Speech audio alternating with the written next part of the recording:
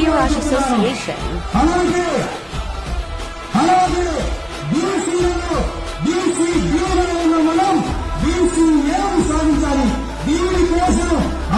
Supreme కోర్టులో ఉంది ఈ విషయం. సరే, ఈ విషయం సుప్రీం కోర్టులో ఉంది. సుప్రీం కోర్టు నుంచి తెలంగాణ మహాసభ వెనక్కి తీసుకుంది కేసుని. తాము రేపటి నుంచే ఈ బీసీ గురించి ఏకైనా సాధించే విషయంలో ముందుగా చూసారా